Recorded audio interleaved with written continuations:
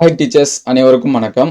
நேத்து பார்த்தீங்கன்னா, வாட்ஸ்அப்ல அதிகமா ஷேர் ஆனது இந்த மெசேஜ் தான். என்ன அப்படின்னு சொல்லி பார்த்தீங்கன்னா, டிஆர்பில டெட் எக்ஸாம்ஸ்க்கான ரிசல்ட் வந்து ரிலீஸ் ஆச்சு. அதில வந்து சர்டிஃபிகேட் வந்து ஏதாவது மிஸ்டேக் இருந்துச்சு. அதாவது டெட் சர்டிஃபிகேட்ல ஏதாவது மிஸ்டேக் இருந்துச்சு. அதாவது இனிஷியல் சேஞ்ச் ஆகியிருந்தாலோ, அல்லது நேம்ல எதனாச்சும் ஸ்பெல்லிங் மிஸ்டேக்கா இருந்தாலோ, டேட் ஆஃப் பர்த்ல எதனாச்சும் மிஸ்டேக், அதேமாதிரி ஜெண்டரோட மிஸ்டேக் இது எல்லாமே இருந்துச்சுன்னா, சேஞ்ச் பண்ணிக்கலாம் அப்படிங்கிற மெசேஜ்.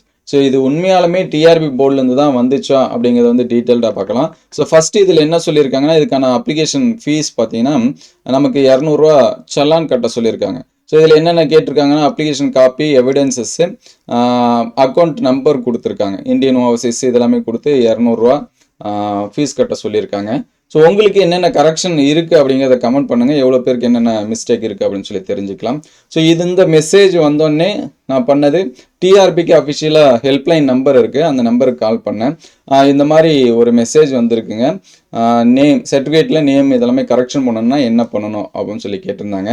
ஸோ அஃபிஷியலாக பார்த்தீங்கன்னா இன்னும் லிங்க் வந்து நாங்கள் கொடுக்கல. லிங்க் கொடுக்கறதுக்கான ப்ராசஸ் வந்து போயிட்டுருக்கு. நேம் கரெக்ஷனு எதனாச்சும் சர்டிஃபிகேட்டில் வந்து மிஸ்டேக் எதனாச்சும் இருந்துச்சுன்னா அது கரெக்ஷன் பண்ணுறதுக்கு அஃபிஷியலாகவே நாங்கள் வந்து ப்ரெஸ் ரிலீஸ் பண்ணி அதுக்கடுத்து லிங்க் வந்து ஷேர் பண்ணுவோம் அப்படின்னு சொல்லி சொல்லியிருந்தாங்க. ஸோ தயவு செஞ்சு இந்த மெசேஜை பார்த்தோன்னே நீங்கள் உடனே சலான் கட்ட ஆரம்பிச்சிடாதீங்க. மோஸ்ட்லி நீங்கள் யோசிச்சு பார்த்தீங்கன்னா நமக்கு வந்து ஃபீஸ் கட்டுற மாதிரி இருந்துச்சு அப்படின்னா டிடி இந்த மாதிரி தான் கேட்பாங்க. சலான் அதிகமாக கேட்டிருக்க மாட்டாங்க. நம்ம வந்து இப்போ அதிகமாக ஆன்லைன் பேமெண்ட்டு தான், சரிங்களா? இதுக்கு முன்னாடி நெட் எக்ஸாம், டிஆர்பி இந்த மாதிரி எதனாச்சும் எக்ஸாம்ஸ் இருந்துச்சுன்னா அது டிடி இந்த மாதிரி எடுக்க சொல்லுவாங்க. ஆனால் இப்போ எல்லாமே ஆன்லைன் பேமெண்ட் இருக்கிறதுனால நம்ம வந்து ஆன்லைனில் தான் பே பண்ணுற மாதிரி இருக்கும். இது வந்து ஒரு வேளை ஃபேக்காக இருக்கலாம்.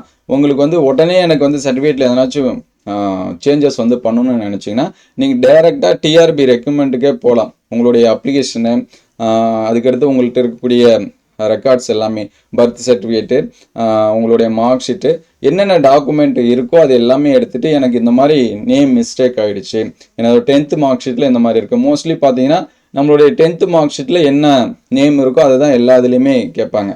ஒருவேளை நம்ம வந்து அப்ளிகேஷன் பண்ணும்போது எடிட்டிங்கான டைமிங்லாம் கொடுத்தாங்க. ஸோ அப்பயும் பண்ணாமல் விட்டுருந்தோம் அப்படின்னா உங்களுக்கு சேஞ்ச் பண்ணுன்னு நினச்சிங்கன்னா நீங்கள் டேரெக்டாக டிஆர்பிக்கு போங்க, அல்லது டிஆர்பியோட ஹெல்ப்லைன் நம்பர் இருக்குது அதுக்கு கால் பண்ணிவிட்டு அதுக்கப்புறம் நீங்கள் ஃபர்தராக ப்ராசஸ் பண்ணலாம்.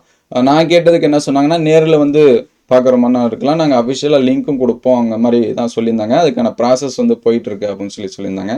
ஸோ அடுத்த கட்ட அப்டேட் வந்துச்சுன்னா உடனே அப்டேட் பண்ணுவோம். ஸோ உடனே வந்து நீங்கள் வந்து செக் பண்ணிடாதீங்க. நான் ஜிபேயில் போட்டு செக் பண்ணும்போது fees collecting, TRB fees collecting அப்படின்னு சொல்லி வந்துச்சு, அக்கௌண்ட் அப்படின்னு சொல்லிட்டு. இது வந்து வெப்சைட்டில் இந்த மாதிரி இது எல்லாமே உண்மையாக அப்படின்னு சொல்லி பார்க்குறப்ப வெப்சைட்டில் எந்த ஒரு லிங்க்கும் இல்லை. இந்த மாதிரி அஃபிஷியலாக டிஆர்பி போர்ட்லேருந்து வந்த மாதிரி எந்த ஒரு நியூஸும் இல்லை.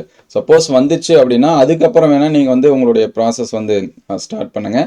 அதுக்கு முன்னாடி இந்த மாதிரி ஷேர் பண்ணாதீங்க. அதாவது அமௌண்ட்டு இந்த மாதிரி பே பண்ணிவிட்டு அப்புறம் வெயிட் பண்ணிகிட்டு இருக்காதீங்க. ஏன்னா இதில் நம்மளுடைய அக்கௌண்ட் அப்ளிகேஷன் நம்பர், சரிங்களா?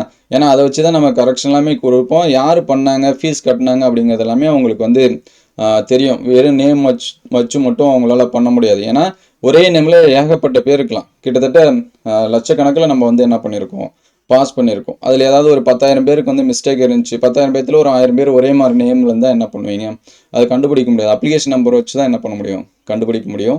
ஸோ அதனால் இது வந்து ஃபேக்காக கூட இருக்கலாம். நீங்கள் டிஆர்பிக்கு டைரெக்டாக என்ன பண்ணி வச்சுக்க, கால் பண்ணி கேட்டுட்டு அதுக்கப்புறம் உங்களுடைய சேஞ்சஸ் பண்ணுற ப்ராசஸை நீங்கள் வந்து கண்டினியூ பண்ணுங்கள். ஸோ அடுத்தடுத்த அப்டேட்டட் நியூஸ் எதனாச்சும் வந்துச்சுன்னா உடனே அப்டேட் பண்ணுவோம். உங்களுக்கு எதாவது டவுட்னா கமெண்ட் பண்ணுங்கள். அதே நேம் கரெக்ஷனுக்கான ப்ராசஸ் எதனாச்சும் இருந்துச்சுன்னா அடுத்த வீடியோவில் அப்டேட் பண்ணுவோம்.